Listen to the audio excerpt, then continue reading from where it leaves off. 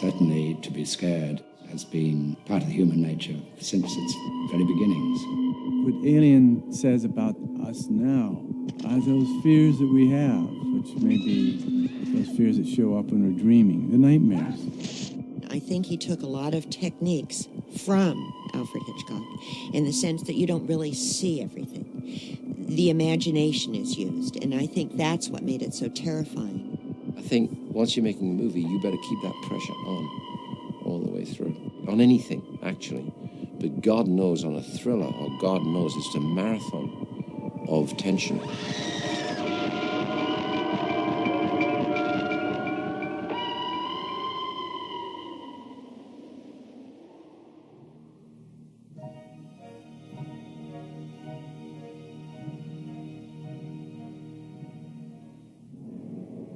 I've gone to films my whole life since I was a kid. I mean, I loved movies, and intuitively I knew that it was a thing I wanted to do more than anything. But the raising I had, my background, didn't suggest that that was a practical thing to do for a living. I was a theater arts major in college. I wasn't a film major at UCLA, and I did love theater, but I realized after a while, after producing a couple of plays, that I had to stay in New York because that's where the investors are. And I hated the weather so much that the closest thing to theater was film.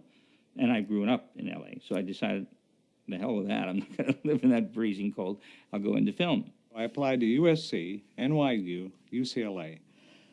NYU, UCLA blew me off. USC accepted. So I came out there, and I was a student in the USC Department of Cinema. Met up with John Carpenter. John Carpenter started to do this master's thesis film, a science fiction movie. I got involved in it, and it grew out of hand. It finally got too big for a student movie, and so in the end, we ended up finding a way to put it into theaters. And instead of the most impressive student film ever made, we had the least impressive professional film ever made. A lot of things bothered me about Dark Star. We had an alien in it, which was a beach ball.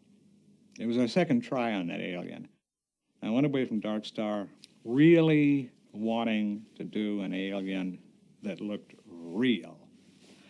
A couple of years down the line, I decided to do Dark Star as a horror movie instead of a comedy. And that was the germ of Alien. We got to talking. I realized that Dan was a cinema student at USC, and it was in the process of making a kind of a spoof on 2001, a small film called Dark Star. And he was surprised to find that that was my secret love, was film, and particularly fantastic cinema always attracted me. So basically, I helped out on Dark Star. I had heard about Dark Star, and somebody was telling me about these two brilliant young guys, and sci-fi was my love, really. I also like suspense.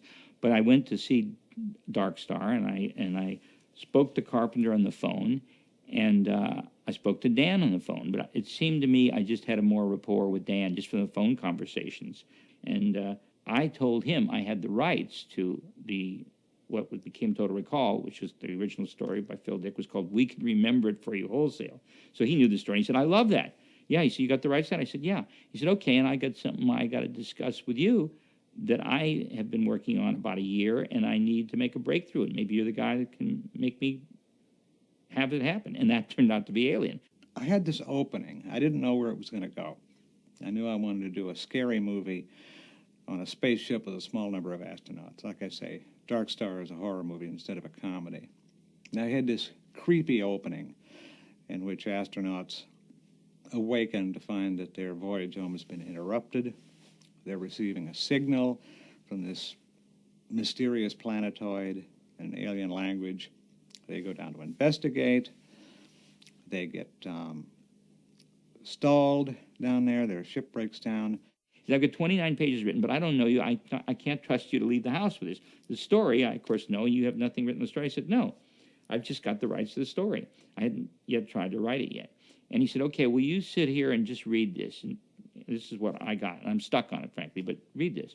So I sat there and I read it, and it was very close to what we actually ended up with on the screen, those first 29 pages. The threat at the center of the story, whatever this monster or thing or danger was going to be. It was not at all clear to me at this point. The first act is fantastic. I said, oh, possibly, maybe I can help you with it. And he said, okay, I can help you in Total Recall. So we decided, however, that we would tackle Alien first because Total Recall would be way more expensive because at that time we envisioned Alien could be a Roger Corman movie just in one location, several different rooms in an old warehouse. A Chilean filmmaker named Alejandro Jodorowsky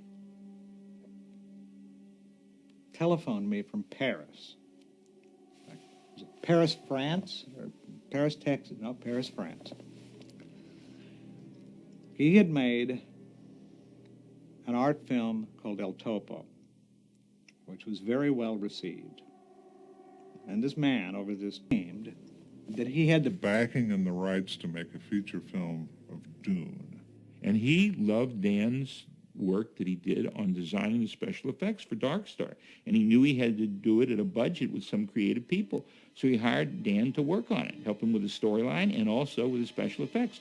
And Dan went off within a few weeks. He went off to Paris and France and places and was working on the Dune project there for 6 months. And I wasn't the only person there. He had gone to England and he had plucked up an artist who did covers for science fiction books named Christopher Foss. And for the first time, I saw somebody whose stuff I liked as much as Ron Cobb's stuff. He had another artist he wanted me to meet. He had seen this guy's work in his show that was in Paris at the time. Took me over to one of the really fancy hotels in Paris, not the one I was staying in, where this artist named Hans Rudi Giger was staying while his show was on display in Paris. Giger brings out this little tinfoil. He said, would you like some opium? I said, why do you take that? He said, I am afraid of my visions. He said, it's only your mind. He said, that is what I'm afraid of. He brings out a book, art book, with his paintings in it. I started looking at this, and he and Alejandro go into a big discussion about Dune. I started looking at these paintings, and it took a minute for it to register what I was seeing, but what I was seeing seemed to be very disturbing. Oft-told story of that was Dan, of course, working on the Jodorowsky Dune in Paris for a year or two, and it all collapsed, and he went home with no money and whatever it is, and slept on Ron Shoussett's couch.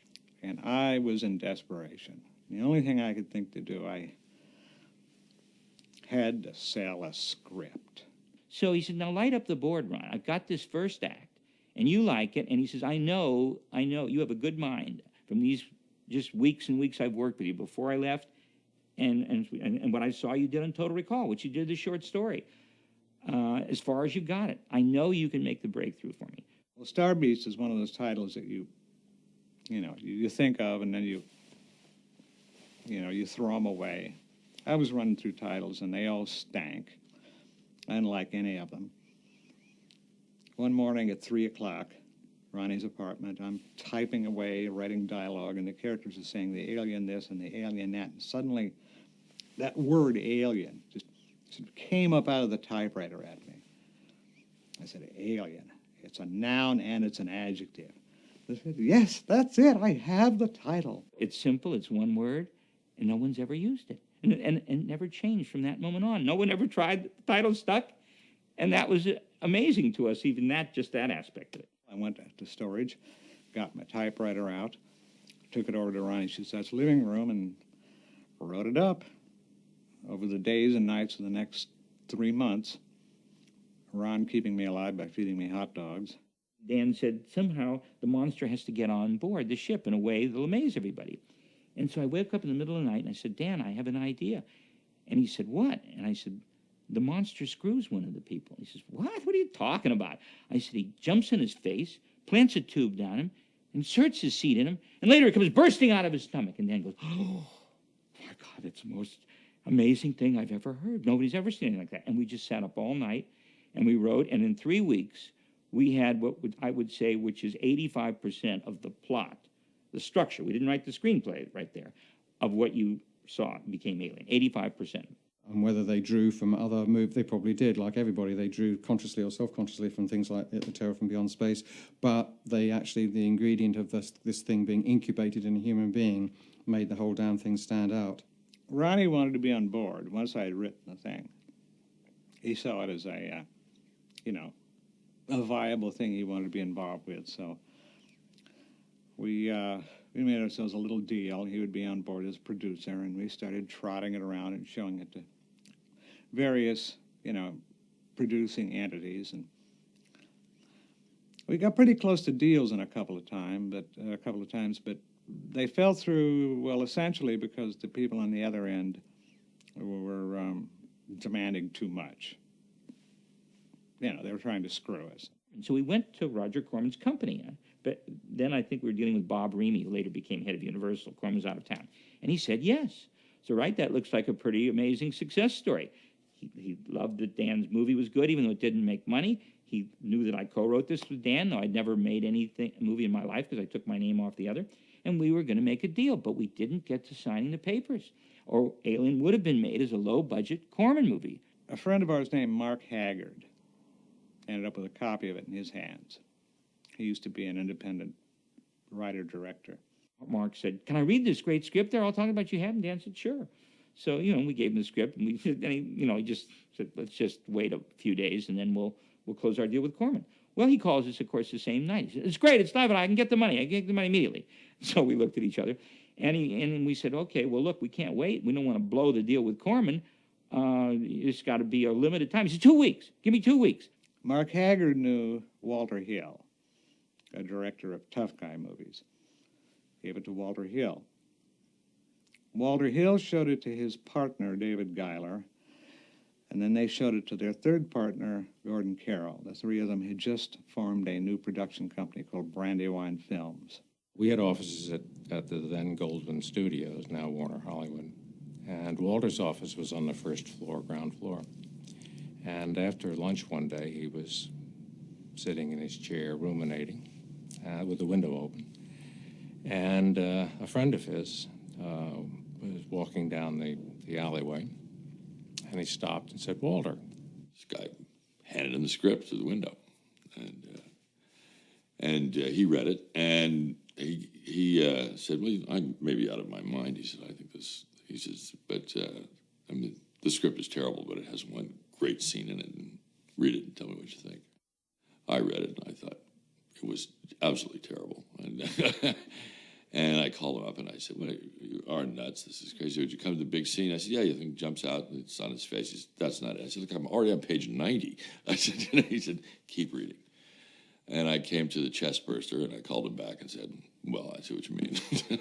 They brought it to me. I thought it was interesting. A nice horror picture in outer space. I mean, what could sound better?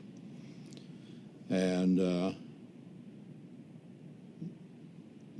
they then completely rewrote the script from top to bottom.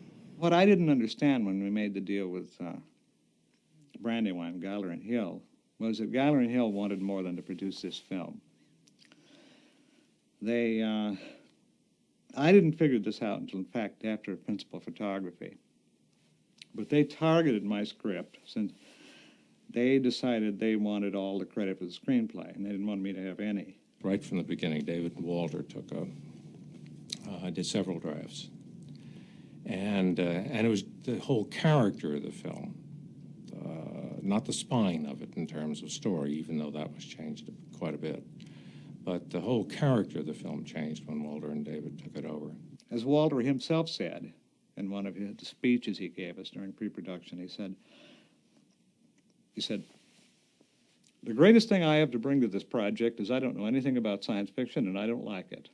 And that was certainly reflected in the various drafts that they did. They took several cracks at drafts, and they, from all consensuses, they were getting worse, not better, because that wasn't their forte.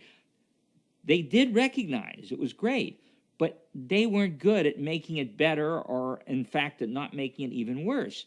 To agree, I'm going to modify that with one exception. They made a huge contribution. But in the many drafts they did, most people felt it was losing. But that happens sometimes because you take a shot and then you sometimes come back to what attracted you in the first place. And they did radically. They did 8 different drafts. for some reason I couldn't figure out, Walter Hill immediately started doing rewrites of my script. I remember walking into Gordon Carroll's office and seeing a script on the desk and lifting up the page, and it said Alien by Walter Hill. Gordon walks in. I said, Gordon, what's this? Gordon looked very embarrassed. He said, oh, you're not supposed to see that. But they contributed one thing, which is one of the best things in the movie, and I will eternally be thankful to them, not only for starting the ball for financing, but to contributing this to the movie. What they invented was the robot. That was not in the movie, where the robot's Ash is a robot and his head comes off. That whole idea and scenario was theirs. We rewrote it top to bottom. I mean, all of the dialogue, all the characters, the whole sense of truck drivers in space, the whole, plot with the robot, the whole with Ian Holm, with all the rest of that stuff. That's all in the new script.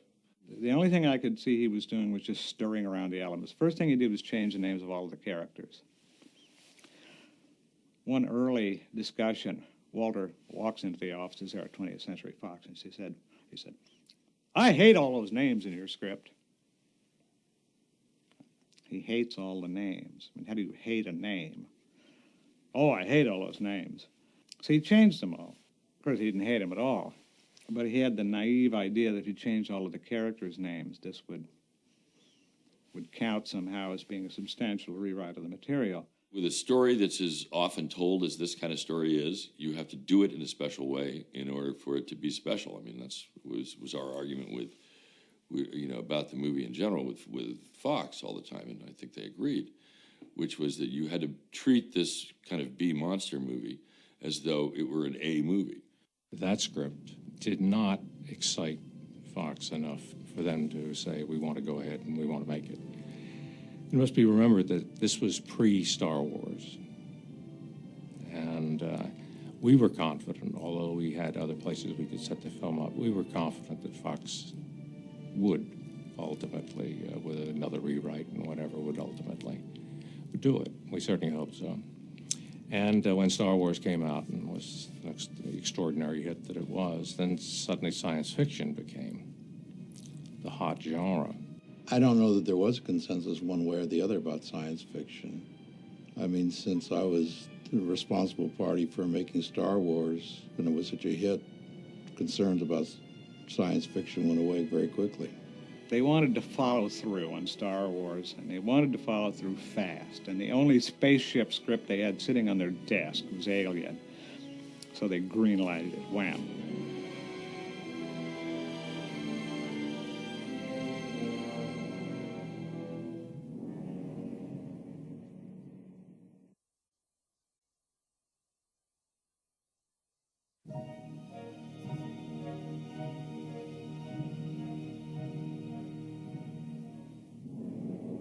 I wrote Alien thinking I was going to direct it. That's one of the reasons that I hadn't developed the characters. I mean, it was developing the alien itself was such a complex problem that I thought, well, I'll put the characters off for a later draft. It went, as most things do, through a period of trying to get a package. But this, when you're going with the studios and they offer top dollar, they went to everybody. Every top A-level actor and director. We had asked Walter at first place if he wanted to direct it. And since he was part of the package. Walter was originally going to do it. And then he decided that he did not have the temperament for special effects. Apparently Gordon talked to Robert Aldrich. Didn't like what Aldrich had to say. He asked Aldrich how he would handle the face-hugging creature. Aldrich said, oh, no problem. I'll just go to the market and get a liver and throw it on the guy's face. Gordon didn't want to hear that. I was convinced that it wasn't a small picture, that the way to do it was to scale it up and to do it with whatever sense of craft and design and to make it an A picture. Peter Yates, the studio, wanted. We weren't crazy about that idea, but I think he didn't want to do it finally. I talked to Jack Clayton about it, and he didn't want to do it. And everybody said no, because they said, we had no credibility, and of course directors would make it have credibility, but almost none of them wanted to do it. They thought it was a stupid monster movie, a dumb thing with something coming out of your chest like a Japanese horror movie, and none of them had the vision. None of the A-level directors we went to had the vision to see it. You needed to have a director that was going to give it some kind of real, other than traditional science fiction look. You had to have real actors in it. You had to have, all of that. And never let on that it was a B-monster movie, but make it deliver on that at that level. In those days, I think between The Duelist, which had been something that was completely self-driven by myself and my pocketbook, because I found the writer, found the story, paid for the script, got no fee, and was the completion bond. So that was my first experience in the movie business. I saw The Duelists at Cannes and talked to Sandy Lieberson, who knew Ridley pretty well, Sandy was head of Fox in Europe. And we kind of presented him as the candidate. Walter Hill and I went, screened the picture that he had done, and The Duelists. We were absolutely stunned by his control of the picture, his mounting of the film. It really is an extraordinary film with a lot of depth, richness. All of a sudden, they said that they had met with a director none of us had heard of, named Ridley Scott, who was a director of commercials from England. I said, what has he done? I said, he did a film called The Duelists. And they screened it for us. Very nice looking picture. I couldn't see what it had to do with science fiction, but they weren't looking at it from that perspective, and they may have had a point. Someone had seen The Duelist at Cannes, which got a prize at Cannes. And out of the blue came this offer. I think it must have been within about 6 months, actually. And I read the script, and I think within 26 hours I was standing in Hollywood. I read the script, said, I'll do it. They said, you will? I said, yeah. So I was flown out. So I suddenly started to feel the Hollywood machine kicking in. I think it is really clever casting, in actual fact, the fact that somebody who's obviously got a good eye and also would give a completely different quality to what could have been a very sort of, maybe an exciting, but nonetheless a B movie. That first encounter was good, and then I went back and said, what I have to do is storyboard the movie. So with great excitement and glee, I storyboarded the movie in London, which actually took me 3.5 weeks. I worked day and night, went back with the boards, and the budget doubled, which just shows the power of a well-thought-through storyboard, because we went from 4.2 to 8.4 or something like that, because they suddenly saw a way to do the film which was, not doing it in a bunch of sets. It looked like painted cardboard boxes with a dodgy man in a rubber suit running around as the Beast. But in fact, I'd put a statement into it. I had I don't like the word, but had a vision of what to do with the spacecraft and what to do with the spacesuits. And I was fully influenced at that moment, mostly by 2001, actually. Oh, and Star Wars. I thought that first Star Wars was formidable. But that was the fairy story, you see. Star Wars is the fairy story. I was going to do the Texas Chainsaw Massacre of science fictions, which I still think Texas is one of the most formidable. If you're going to do a horror movie, there it is. Being a horror film and a sci-fi fanatic, I kept sort of saying, well, this is a film you've got to see, because he hadn't really seen many of those things, and I think, so I was trying to sort of, in my own naive way, educate him as to, well, this is a sci-fi great, Ridley, you've got to see this, You've got to see It, the Terror from Beyond Space, or all that sort of thing, and Ridley sort of looked at him as sort of an absolute horror, because he wasn't excited by any of them. I think the only thing he was excited by was Texas Chainsaw Massacre, actually. I always felt it was a pretty straightforward action thriller. The old dark house, basically. And we're going to watch them each get taken out by this terrible beast. That's as B-movie as you can get. Whoever directed this movie, was not going to quit on a monster until he has it, that you can believe it, that it'll look right. And I thought that was the single most important thing you could have for this movie. The thing that really worried me most of all, because I figured I could get all the environment right, all the costumes right, you can get the casting right. But who was this beast? What was this beast going to be? And that's where we started talking, in great detail about Giga. Ridley did one thing which enamored him to me. First time I met him, I shoved Giger's art book into his hands. And I saw the Giger illustrations of that one in Necronomicon, which I thought, that's it, that's no question, that's it. I talked at length with Dan O'Bannon on this, and he said, what do you think? I said, that's it. He said, that's right. And the idea that came to me looking at Giger's paintings was, you know, if somebody could get this guy to design a monster movie, you'd have something completely original no one had ever seen before. But Fox hated Giger's work because they said, people will stay away in droves. This is so ghastly. It's too much. It's too much. It's repulsive. And we said, no, it's done so beautifully. It all depends on the way the director utilizes it. The first question you ask, what is the alien going to look like? Is it going to be a guy in a rubber suit with fins? And Dan opened Necronomicon, Giger's book, and we were just stunned. Same thing with Ridley. The first second that Ridley saw Giger's work, he knew that the biggest single design problem, maybe the biggest problem in the film, had been solved. I just thought it was stunning, and I just stuck to my guns saying, no, that's it. And they said, but let's bring him in and talk some concepts. I said, no, you can't do that. That's it. We want to be shooting by so-and-so. That's it. Just to get this right is going to be incredibly difficult. This is beautiful, not just threatening, and also has very sexual connotations. So in everything, it's like a rather beautiful humanoid, biomechanoid insect. So then I flew to Zurich because old Giger will not get on a jet. Terrified of flying. I think he's probably still terrified of flying.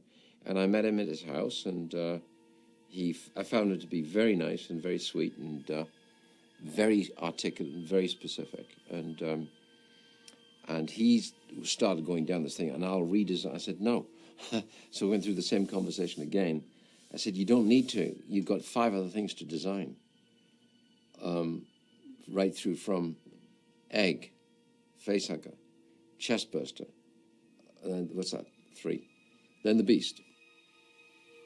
I didn't want to have eyes because it makes the monster more dangerous. It's more scary, and because you never know where the monster is looking.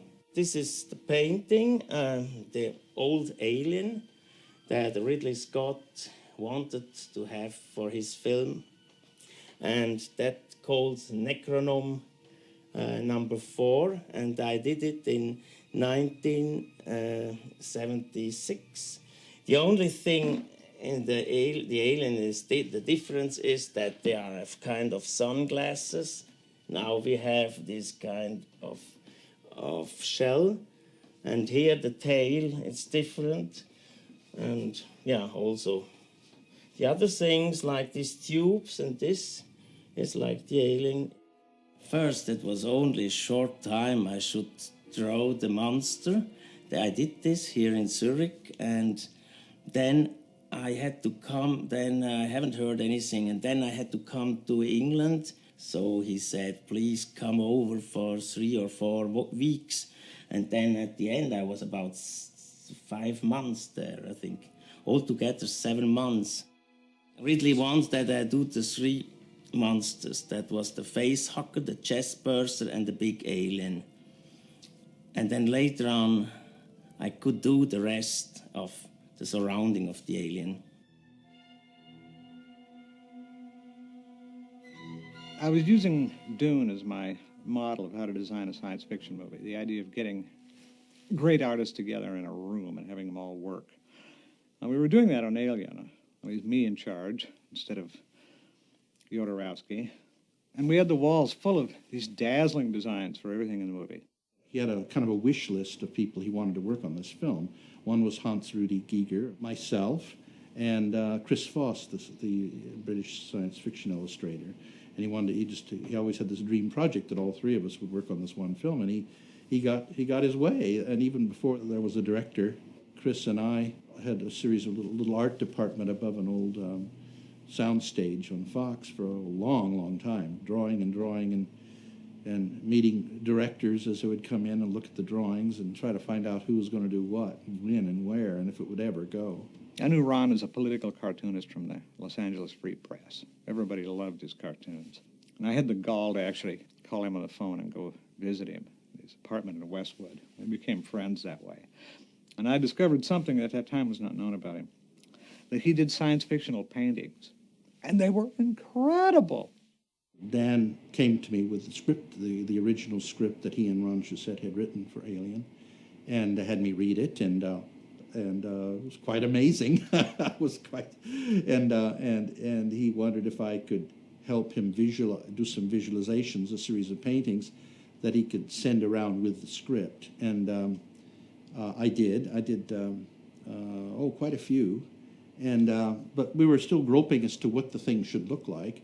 But I was very, very interested in astronautics and space flight and aerospace design and ideas of the future, and also science fiction as a kind of future mythology. So all this just clicked with me, and I was very, very excited about it.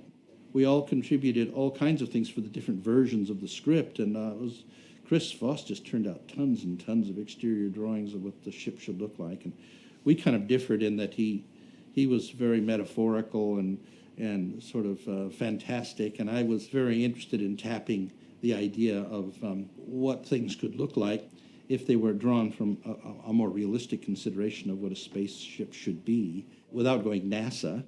Create the sense of confined space, spaces at a premium inside, that the idea that it was, with all the pressure doors, that it was pressurized, all those things I thought would contribute to the tension of the film. And they weren't particularly there in the in a lot of the early versions and visions of what it should look like. So I had to do a lot of persuading. Ron Cobb was going to do the monster, and he had some drawings and all the rest of that stuff. And Ron's a real talented guy, and ended up doing a lot of the ship, but his monster was not too hot. He kind of designed the sort of spaceship interiors and thing. I think the sort of Nostromo and the Narcissus, he did those kind of designs because he had, I mean, he's rather like Sid Mead was to Blade Runner. He just had that expert. They were founded in logic, you know, and in reality. This guy thinks like something's engineered. He's got a mind that he designed something that really seems like it'll work, a functioning model. He's so believable. He can make them so accurate. I was more concerned with the Nostromo, because I knew that was going to be my ultimate contribution, would be to bring the Nostromo to life. When finally we would get Giger on board, and not just having him mail things in, he would be involved with the alien planet and the alien. We all knew that that's what Dan wanted, you know. Chris Voss was to sort of take care of the exterior of the ship, and I was going to do the interior sets. There would be a production designer, but Dan wanted all our inputs to be very much noted. I used to be very into the Metal Hurlant, the heavy metal comics from France, and all the Mobius and people like that. And I think I'd managed to infect Ridley with that enthusiasm, etc. He could treat sci-fi in the same way that he treated history, you know, like the duelists. Before that, he was the sort of he was the expert at everything. He put a different slant on shooting historical things. Because it was just, I guess it was his eye for detail, really. I was steeped in heavy metal comics of those at that particular time, like Metal Hurlant and you know, a lot of Mobius's stuff actually. And I was very impressed by that. And I was just in those days trying to wonder, how do I apply this to movies? You know, how do I apply this kind of really fresh and beautifully visual thinking to film? And here it was. You need a hook when you're starting something, and my hook was my boards. I drew the boards, drew the corridors, drew the spacesuits. When you're drawing boards and corridors and spacesuits, you're also sucking yourself into story, because I'm literally doing it, you know, chapter by chapter, scene by scene. You get ideas as you're drawing them, and the ideas fall into place not just as ideas, but as technological possibilities. And when that first idea comes, I tend to go with it and follow it.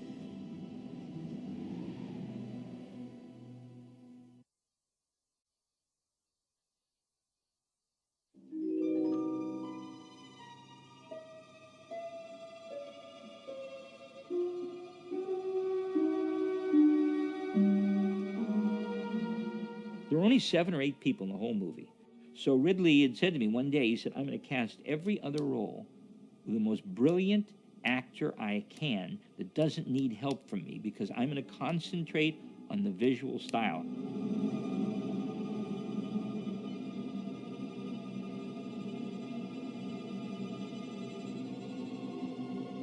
We had wanted not to use a classic star for the film. When you see, and talk, and people read, and there's always one that suddenly goes bang, that's the one.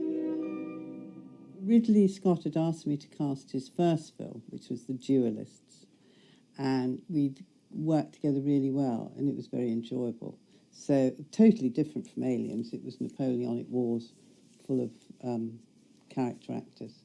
First of all, I felt I wanted to see every actor in the United States in the directory. Okay, so I think we did see every actor in the United States in Los Angeles and New York. It was about as far removed as you could get from his first film, because the script was very, very linear. It was very few stage directions. You could not tell who was a man and who was a woman. I sensed deliberately. We wrote it to be all men. So I'm getting everybody their due. There's a lot of people that had to make some good guesses here. I think maybe that's the only way most of the really great movies get made. But there's somebody in each spot that's doing something amazing, and you don't think of it, and wow, it's part of what makes it magic.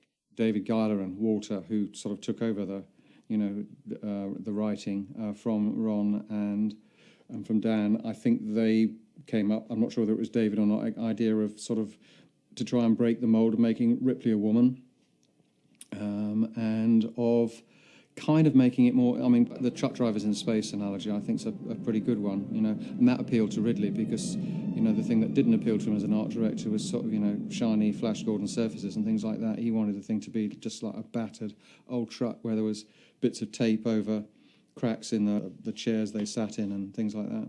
And we realized that studios might resist it. Even though we went to Corman first, we thought that Fox might not make the movie unless we managed to make it as commercial as possible. So we had a little asterisk. Please note, any one of the crew members, or let's say 2, could be females if you want to have it go for a wider, broader appeal. But to all truth, we did not in any way remotely conceive the idea that the lead, Ripley, would be a woman. We were looking it over, and Walter and I sort of thought, here's this one character, not too interesting, And we thought, this studio, this is made, I hate to say this, but for very cynical reasons, this studio is making Julia and Turning Point, and they really believe in the Return of the Woman's movie. So we get a lot of points, if we turn this character into a woman, and it'll just make the character more interesting. She wasn't originally in the original script. Originally, the protagonist was a male. So Laddie said was one day, can Ripley be a woman? And we looked at each other, we said, yeah, but it seems kind of funny. I mean, they've never done that, a woman in a space horror movie as the leading character. And he said, well, I have a feeling that's going to make it unique. And we started going through lists of actresses and who was right for the role. You have to remember that Sigourney Weaver in those days was not a big star, and she tested for the part. I got this audition. They'd sent me the script, which, of course, not knowing the Ramboldi designs, I pictured this big yellow blob of gelatin chasing these people, and nothing as elegant as what it turned out to be. And I actually went to the wrong place. And I called my agent, and I said, it was like Friday afternoon. I said, I don't know, the script was... She said, just go. I'd met Sigourney on the last go in New York. She'd come recommended because of a play that she'd been doing on Broadway. She was known as a real comer on Broadway, right? And I didn't see the play, I just met her. As I remember, we were in the Regency Hotel at the time. Sigourney, for some reason, had gone to another hotel. We did not know this. And she was due at, 2:30, and 2:30 arrives, and 2:45 arrives. 10 minutes to 3 arrives, and then we hear, I can't say running feet in the corridor, but we hear fast-paced feet coming toward the door and then slowing down and composing itself. And the bell rings and Mary opens the door, and Ripley was standing there. This extraordinary-looking woman, tall, commanding presence. And I was wearing these very high hooker boots, and I looked about 7 feet tall. In a very nerve-wracking situation, projecting composure, but you knew that just an eighth of an inch behind that composure was a very nervous actress, a very tense actress. And that was exactly right for what we knew, David and I knew immediately. And was very impressed by her, height, and she's a very impressive character, very intelligent, and seemed to make sense to me. So I expressed this to Laddie, who said, "Yeah, but you got a test." And I said, "But I'm 3 weeks from principal photography." And we got to do what was basically a run-through of the movie with the real kind of set. And, I was afraid it would be like me and a potted palm, and I'd have to go. But he gave me this whole run-through, which as an actor I really appreciated. Sigourney was the last one to get cast. The sets, the test I shot in were the sets I was building. That was the Nostromo. We didn't rattle that together. I was actually building, so it was scary. What I didn't like about it that much was my performance, because I was trying to be tough instead of just... What I discovered in the course of this, which was my first film, basically, was you don't try to... You just play each scene for what it is instead of trying to work on an arc. The people aren't consistent. They would be different in a love scene than they would be as they're fighting an alien. They screen tested many people, but she was dynamite. You saw it right there in the screen test, as you saw later in the movie. This was her very first film. It's all behind the eyes. My intuition, always in casting, is from the second they walk through the door. When I see somebody walk through that door, I knew somehow this was her.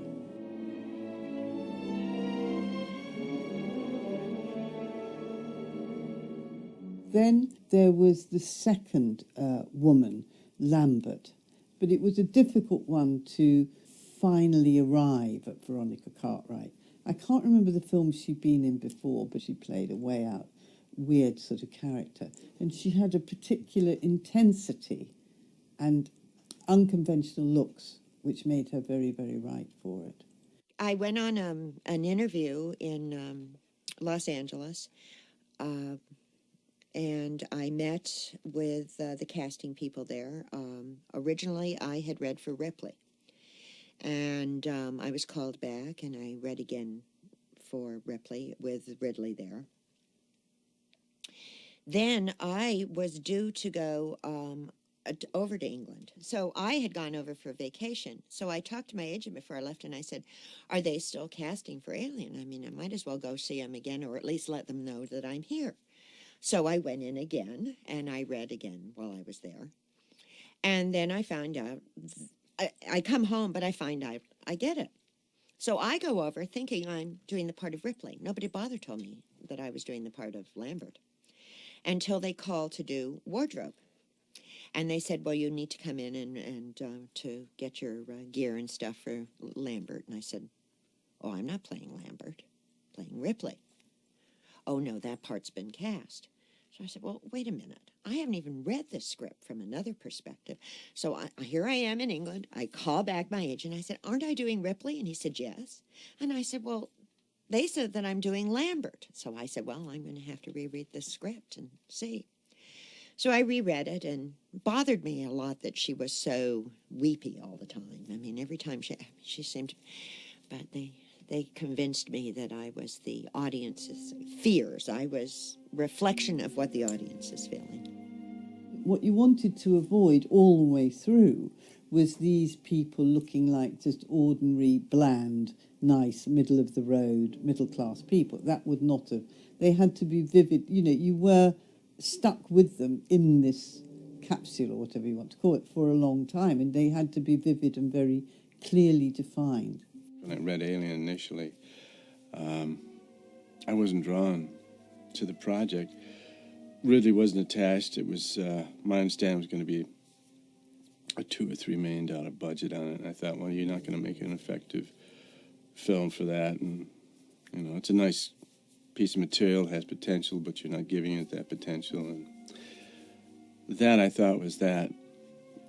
And about a month later, I got a call from England, one of the producers at the time, and told me that Ridley was going to be directing it and that there was a budget that would realize the potential. And then it became something else. It became working with Ridley Scott, learning about filmmaking. What Ridley's vision, as far as the actors were concerned, was he wanted it very much to be not of any time or any world.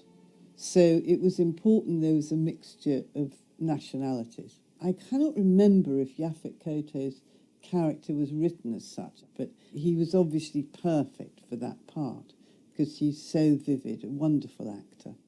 When I first met Ridley, the first meeting we had, I said, I don't like science fiction films or monster pictures. I opened with that, which was obviously a good opening. And he said, well, actually, I don't either, but I think I can make something of this one. The casting of John Hurt, I think it is known that there was another actor originally playing that part, John Finch, who became ill, and we had to recast. Probably identified that moment very strongly by playing Macbeth for Polanski. I'd been impressed by Polanski's work anyway, but particularly also by Finch.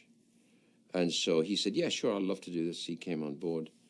First day, first shot, he starts to look as yellow as this pencil. And I thought, God, what's wrong?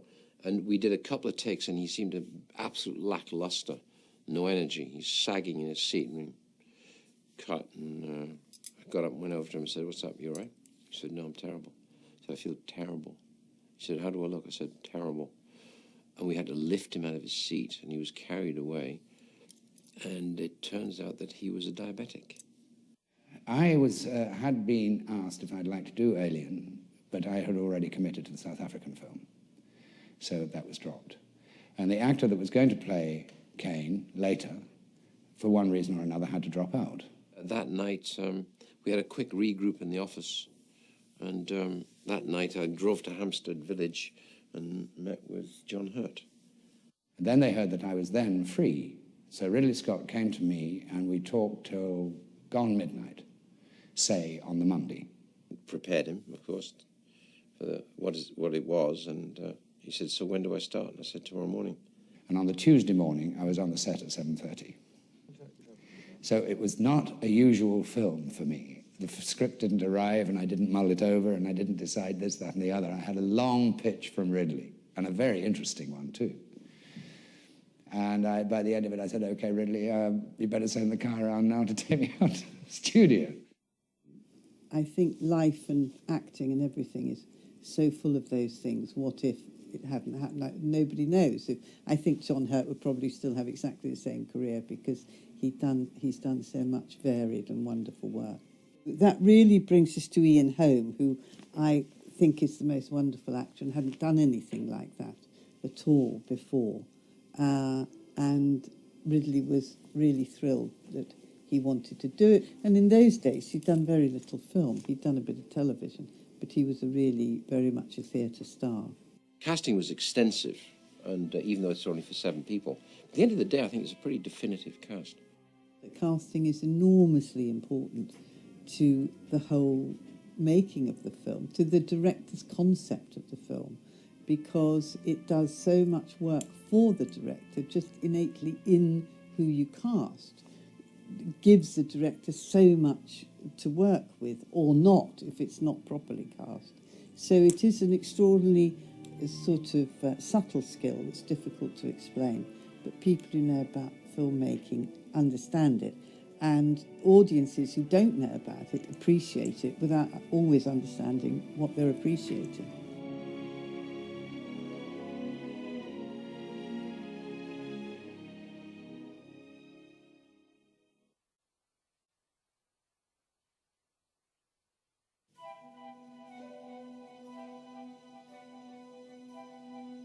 There was a lot of money, there was a lot of construction. This was not a little movie. And for a period of time, I didn't have a weekend off for 11 weeks. If it's for killing it, that's the way we'll do it. I'm for that. Nothing else. It got tense inside those corridors. He loves working with smoke, tons of smoke, this beeswax. Sometimes I know they used to complain about me not sitting there having a heart-to-heart. I didn't want to sit there and have a heart-to-heart. I wanted them to feel insecure. I wanted them to be afraid. And that's why I never show them the alien.